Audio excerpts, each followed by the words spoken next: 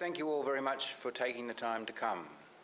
This is the very first of what I hope will become a series of seminars brought to you by the Australian Museum Research Institute.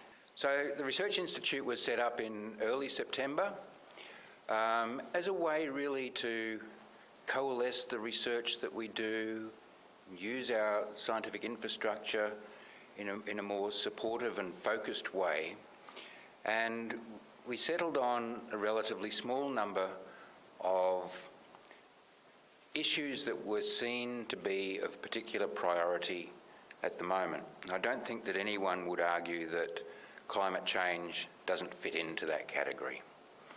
And it's worth remembering that while we have collections that date back to the best part of 200 years, the collecting has always been focused on particular interests of the person doing the collecting at the time, not necessarily focused on trying to answer a particular question about a broader issue such as climate change. So if you're looking at using collections in that context, it does require a little bit of jiggling and manipulation.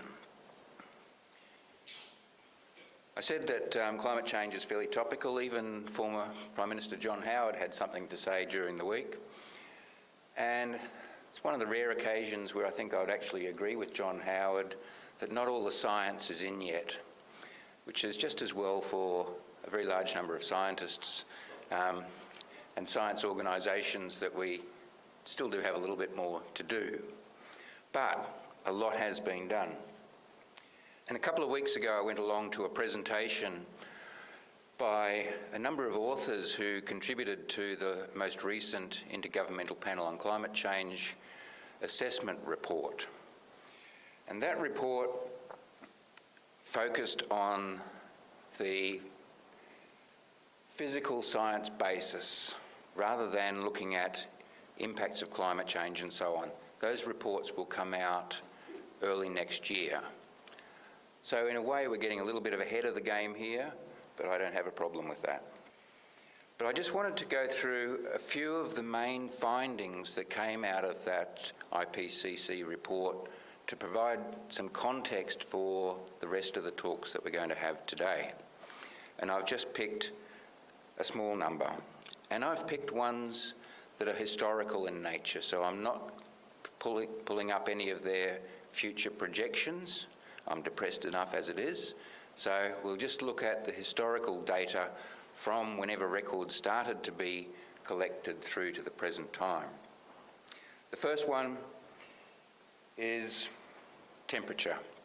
And looking at this at an annual basis, we can see that certainly since the 50s and 60s, there's been a definite trend upwards. And the report does refer to about 0.89 degrees centigrade increase since Australia's federation. If that same data is looked at in 10-year periods, the trend is a little bit more obvious. And the report concludes that it's likely that the last 30 years have been the warmest over the last 1400 years. That was surface temperature. The report also looks at the heat content of the oceans, which is showing another definite trend upwards. And once you warm things up, they tend to expand, and the recorded sea level rise is looking to be around about 19 centimetres in the last 110 years. Now to us that probably doesn't make a lot of difference. If you're living in Tuvalu, where the maximum height above sea level is 2 metres, 19 centimetres can be a significant change.